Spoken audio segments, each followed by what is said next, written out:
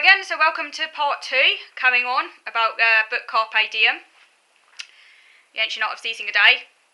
Now, the book criticises certain aspects of mindfulness. This is another part of the book that I thought was quite interesting. Now, I've always struggled with mindfulness, which is not for everyone. I'm not going to go into mindfulness because that would be another video. I'd imagine that probably a lot of you will know what mindfulness is because it's a very popular, in vogue thing at the moment. I mean, I find it very, very hard to stay in the present. Very hard to stay in the present because my mind is so active, it will not shut up. So I've tried to do the whole mindfulness meditation thing, and I've not succeeded. And I just think I guess I just haven't given up on. I've given up on that, but it's not for everyone. And it is very hard to stay in the present, precisely because, by nature, we strive for meaningful future goals. That's kind of what makes us human, really. But thankfully, other than meditation, there are alternative ways to embrace the moment, which is just as well, such as enjoying a lovely meal, or going for an invigorating walk. These are all alternative ways of enjoying the present moment, okay? And I would say that these methods, particularly the enjoying a lovely meal, are more accessible to me because my mind is incapable of engaging in meditation, as I say, because it always needs some stimulation and it is very, very easily distracted. I don't know have any of you tried meditation? If so, and if so, has it benefited any of you? So do let me know in the comment box below if you have.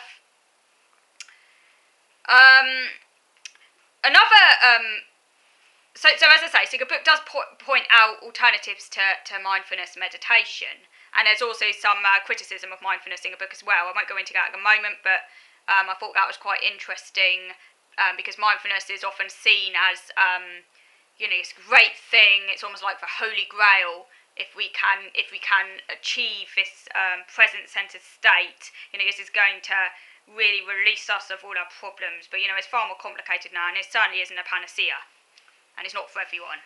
That's very key.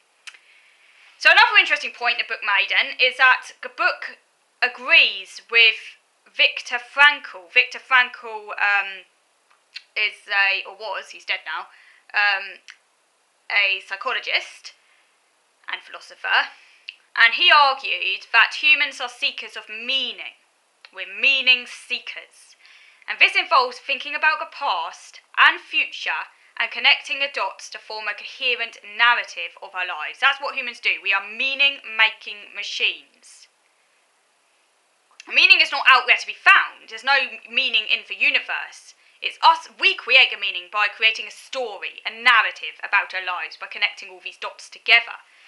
Now, this resonates with me, as I'm always seeking order and perfection. It probably resonates with a lot of other autistics as well, because, in a sense, that need for meaning and order that makes us human is even more pronounced in autism. And people go on about autistics as being somehow not human. You could argue autism is the most human condition out there. I might talk about this in another video, actually. It's kind of, about the absurd, because that's something I'm very interested in as well.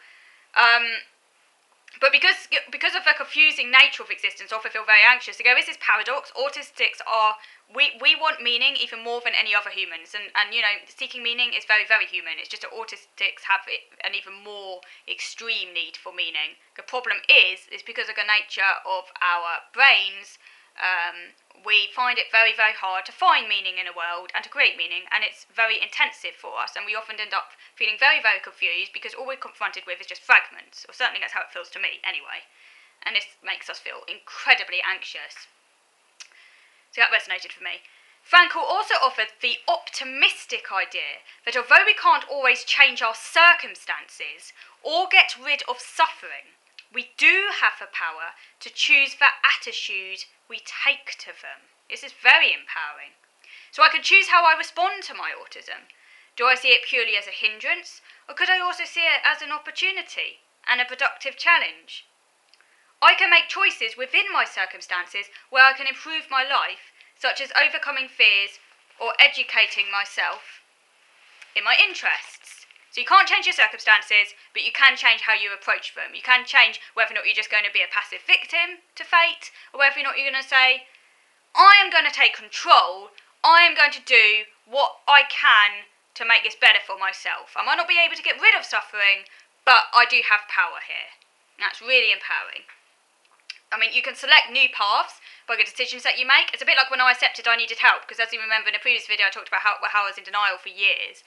And I suddenly realised, actually, I do need help. And that's what led to me getting diagnosed. That was a choice I made. And that has, then it's like a kind of domino effect. And that choice you make, it's like a really positive choice. I need help. I need to get this looked into instead of being in denial.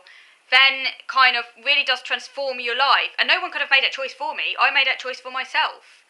And how I've dealt with my autism, how I deal with it, and how I respond to it, not as something just to give into, but as something to try and use to my advantage as much as I can by utilising my strengths or trying to kind of overcome my fears and use my interests and all of that. That's a choice I've made. It is in our struggles, said Frankl, that we find meaning. Humans are restless. We need some tension and challenge, because otherwise we would be bored to death. You know, can you imagine some kind of like anodyne, dull existence? I don't know if any of you have read Brave New World, that kind of, where they take soma and everyone is numb to their existence. They don't have any pain, but they don't really have any joy either. Because in order to experience joy, you kind of need to have pain as well. Joy comes from the contrast. So yeah, so there needs to be some element of tension, and that's what life is all about. And that's a really interesting point, because we often go on life can seem so bloody difficult, and for autistics particularly, it can be really, really hard. But at the same time, it's through our struggles and through trying to transcend our struggles that we find meaning as well.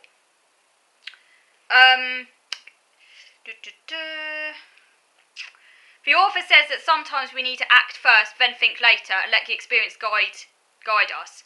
So a bit of reality testing. I like that idea. I mean, I'm not very good at this, so I'm actually quite hopeless at it a lot of the time, because I think way too much. You see me in a supermarket, I'm studying ingredients, I'm analysing, does this contain more salt than that? Most people just pick up an item, put it in their trolley. Off they go, as I can take a very, very long time in a shop because I have to take in all this information and analyse it. Again, too cerebral for my own good. Sometimes it might be quite a good idea to just be a bit more spontaneous, seize the day, carpe diem, I want this, I'm just going to try it out, let the experience guide me, and then I'll think about it later. So maybe I need to do a bit more of that, it's very, very difficult. So try and be more spontaneous, and this can lead to self-discovery and improvement. The other interesting thing he mentions is this very interesting psychological fact about the human species, is that we do have certain cognitive biases that make us risk adverse. We're not as rational as we think we are.